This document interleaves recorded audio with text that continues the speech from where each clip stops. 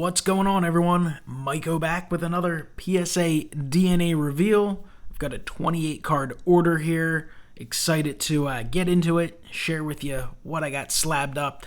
These are all autograph authentications and encapsulations, no grading, but I'm a huge fan of the slabbed autograph cards. I love the in-person autos, the TTM autos, private signing autographs. I think it's a lot of fun, and I love to just kind of add stuff that I like for my collection. So we'll take a look at this. 28 cards. This was sent in back in mid-December, and it arrived back in August, later portion of August, and that's just kind of the way things are right now. All companies are a little bit behind. You know, it's just taking a while with the boom in the hobby, and it's just something you learn to live with. You don't really have much of a choice.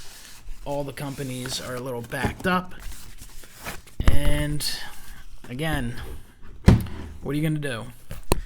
You either collect raw or you wait a while for grading. The PSA DNA stuff is definitely a little further behind than standard card grading because they have to go through a process of authenticating the cards, and then they go through the process of authenticating the autographs separately.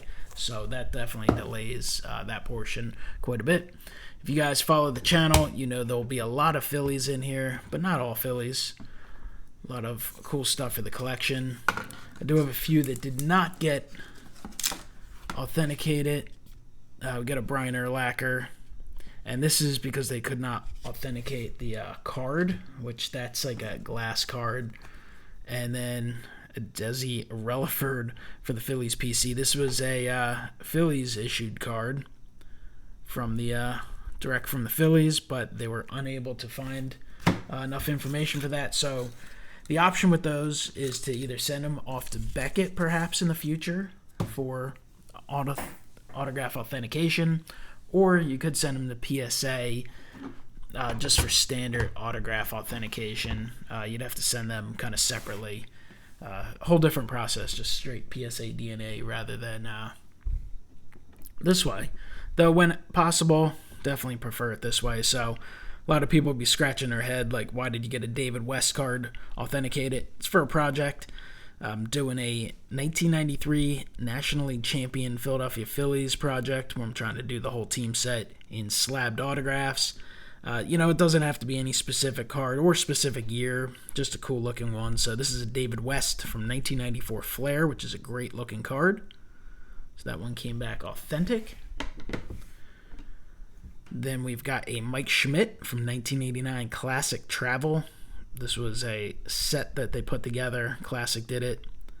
So the Mike Schmidt authentic. So that's pretty sweet. Always found this card to be interesting because he's got the green Phillies uniform on, something that the Phils have traditionally done on St. Patrick's Day during spring training. Here's a card I got signed in person at a Phillies game at Citizens Bank Park. Greg Lozinski, he's a fan favorite in Philadelphia, member of the 1980 World Championship team. He's got Bulls Barbecue out in the outfield there at the ballpark. Oftentimes is there signing. So I had picked up this 2001 SP Legendary Cuts and thought it would look pretty cool with the little ink. So got it signed, and it looks really nice slabbed for the Phillies collection. So awesome one there. Here's a member of the 2008 Phillies. Going to do a similar project that I want to do for 93 with 08 Phils. This is a 2009 Topps Heritage J.C. Romero. Topps Heritage, obviously, year in and year out, beautiful set. So looks great with the blue ink. J.C. Romero recorded 2 wins out of the bullpen during the 08 World Series. So played a pivotal role in that Phils bullpen. So that's awesome. Got a Greg Jeffries, just one of those Phillies you remember watching while you're growing up. You can still remember the Phillies signing him, and he wasn't obviously the biggest of stars in Philadelphia, but had some great moments. Classic moment. Probably the best moment I remember is when he hit for the cycle. It was a big game against Hideo Nomo. I believe it was Sunday Night Baseball. I know it was nationally televised on ESPN for sure, remember being over my next door neighbor's house, watching it on his deck, and there was all this anticipation because Hideo Nomo to that point had not really been touched in the majors, and the Phillies unloaded on him. Jeffries was sensational, hit for the cycle. Phillies knocked him out early. I think they put up like 15 or 16 runs in that game. Jeff Juden, the Phillies starting pitcher, hit a grand slam in that game. It was crazy.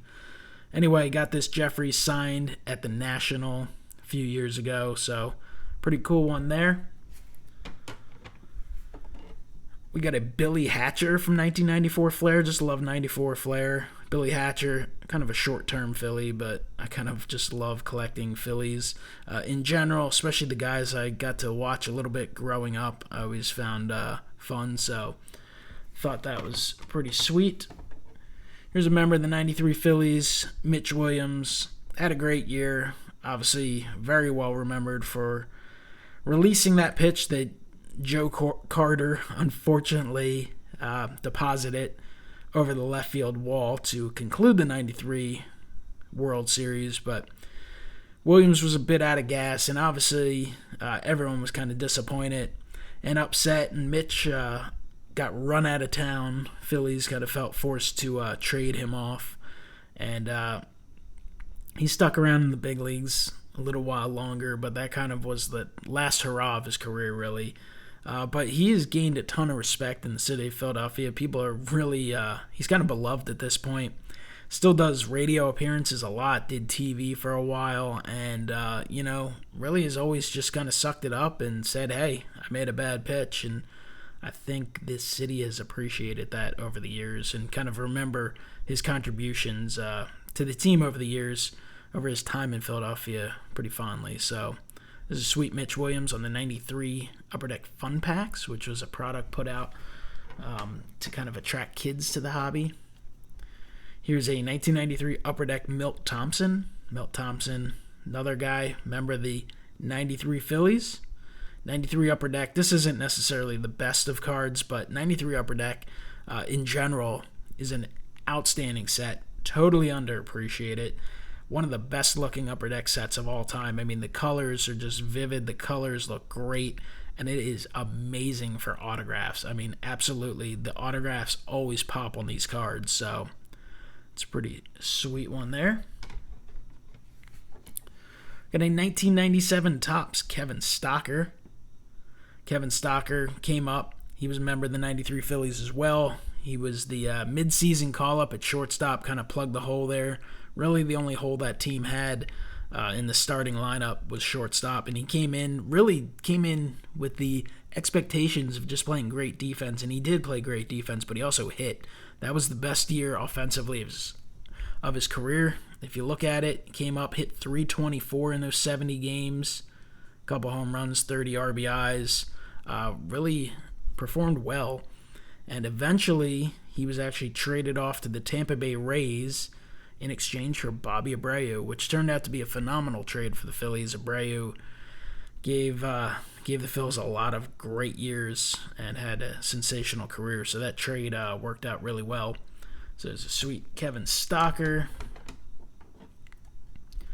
Ron Jones, 1989 Topps. Love this card for a few reasons. First off, 89 Topps, classic set, in my humble opinion. It's really the first set that I ever kind of collected as a kid. First packs I opened, I should say, 89 Topps. And Ron Jones was a pretty big Phillies prospect. A lot of expectations at him. Came up, blew out a knee, rehabbed, came back, blew out the other knee in back-to-back years, and really never got things going. Did not have a long career at all. Unfortunately, he did pass away a few years ago. And when I came across this card, I just thought, you know what, this has got to get slapped for the collection. Ron Jones. There's a 2008 Topps Heritage, Greg Dobbs. Greg Dobbs, super utility guy for the '08 Phils. Had some great years as a pinch hitter. So that's a cool one there. Does not have a ton of cards in a Phillies uniform. Here's a J.J. Watt autograph. This one belongs to Mark H., so I was able to send this one in for him with my order, and it did come back authentic, so that's a pretty cool card. Obviously, J.J. Watt, sensational player over the years for the Texans and really kind of beloved by football fans. It's a 2000 score. Lawyer Malloy is a cool one for the collection. Not the brightest or boldest of signatures, but definitely cool. Lawyer Malloy had a really nice career with New England, part of that first Super Bowl championship team, and then surprisingly traded in 2003 before they got going that year. So went to Buffalo and had a few more years in the NFL. And one more NFL card, a 2006 Topps Brian Dawkins. That's pretty cool. He is beloved in the city of Philadelphia. He is a Hall of Famer, one of the kind of all-time most popular athletes in the city. So Brian Dawkins, inscribed God Bless with a smiley face. So that's an awesome card there. Pick that one up at some point. Pretty cheap. I didn't even get that one signed, but that's awesome. Here's a 1952 Topps Bobby Shantz. Love collecting the Bobby Shantz cards. They always look great. Slabbed 52 Topps. Classic release. Kind of got the ball rolling on this whole sports card hobby. And here we go. Whatever it is at this point, 70-some years later. And the hobby is still going and maybe as popular as ever, at least as strong monetary-wise as ever. The hobby's booming right now, and this Bobby Shantz is awesome. This is something I'd love to see more in the hobby. I mean, everything is about the ultra-modern stuff, what's new. I'd love to see a little more appreciation for some of the vintage players and some of the players and sets that kind of led the way. Obviously, there's plenty of people who collect vintage and such, but just so much of the super new stuff that it's kind of crazy. There's a 1991 Score Sandy Alomar Jr. Love this set. Loved this set as a kid. The Score All-Star cards from the early 90s. They did these big-headed illustrations, and they look great autographed as well. I have a number of them. I'd love to build these sets. I don't know that that's something that I'll ever actually complete, but whenever I get a chance, I do pick them up. There's some of the players that are in this set. They have NL and AL ones, so that's awesome there. Sandy Alomar Jr. We got Brooks Robinson, Hall of Famer, for a long time, a great signer.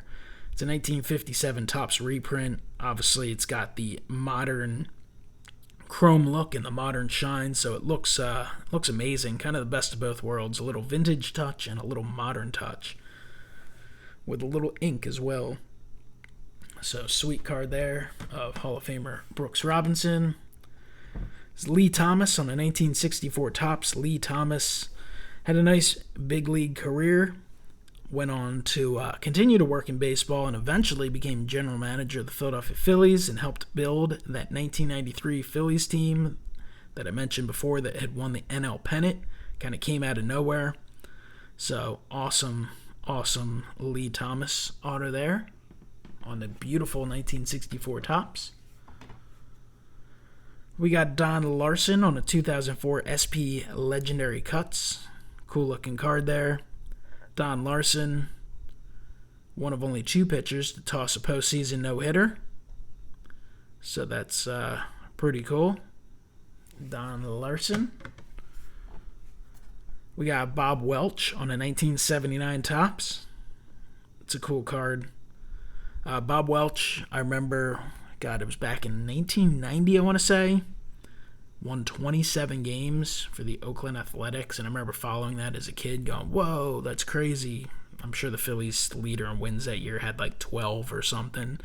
But Bob Welch, so that's a cool one there. He's another guy who did happen to pass away at some point in the last 5 or so years.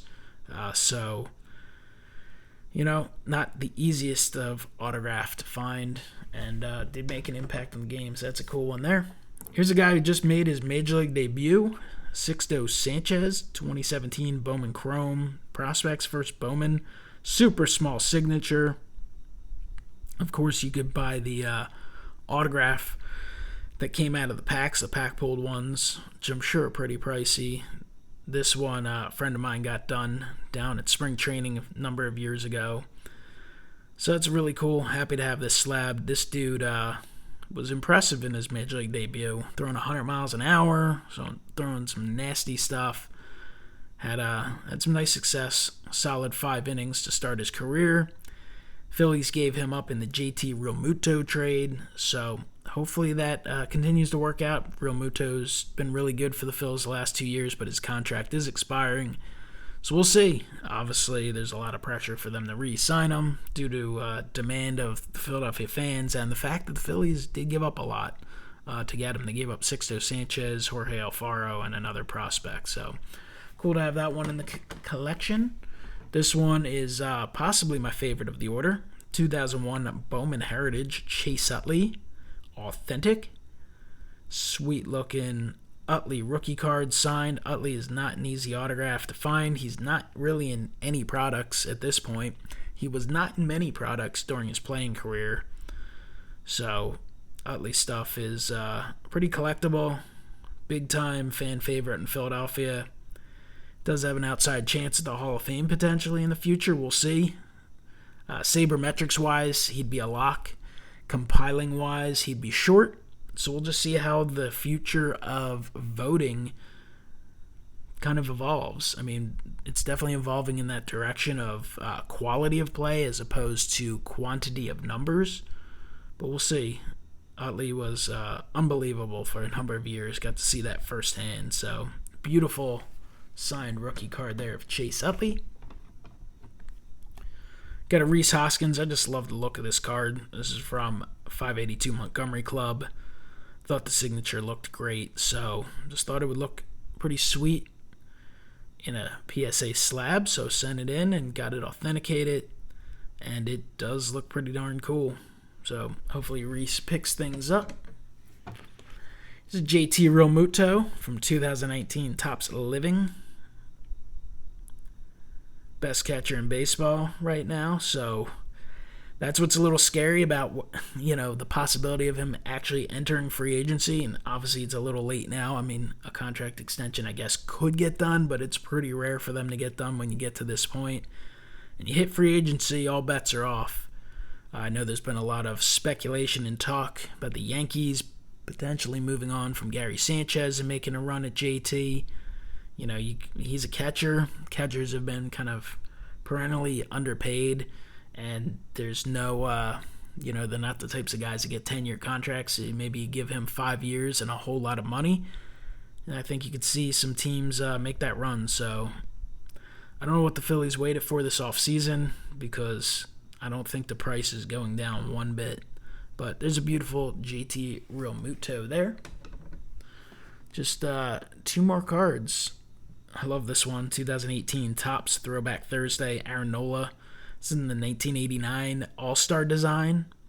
So I thought this was a cool one to get autographed and slabbed. Nola obviously has had a brilliant start to his career with the Phillies.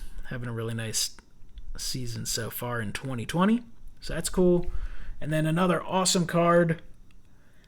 Many will disagree, shrug their shoulders. But you know what? Gotta collect what you love. Terry Mulholland, favorite player growing up. Was lucky enough to see him throw a no-hitter back in 1990 against the San Francisco Giants at Veterans Stadium. And 1991 Fleer, I see a lot of people name this as one of the ugliest sets of all time. I mean, I don't think it's even close to the top 10. There's so many bad-looking sets over the years. Sure, is the bright yellow a little bit of an odd choice for a full flagship set? I suppose so. I think it's an awesome set for autographs. It always helps, especially when you get signed in blue. It kind of helps that signature pop. And it gives a unique look to the card. So I actually think there are a ton of sets I see that I've looked at and seen over the years that I personally think are far worse. But Terry Mulholland, obviously not an expensive card at all. But I just thought this was awesome, and I have tons of his stuff, and I would love to get more slabbed at some point because you just got to slab what you like. It's not always about the dollars and cents. Sometimes it's about what fits your collection and what is an amazing addition to your collection, and that's the way I see this card here. So I'm thrilled with this order. A ton of fun, a lot of awesome stuff, a bunch of cards being reintroduced into the collection. Obviously, they were in the PC. They got shipped off. They were, on a long-term vacation out in California, but they're back, and I'm thrilled to have them in the collection. I'd love to hear from you. Let me know what you think down below, and I will talk to you next time. Have a great one.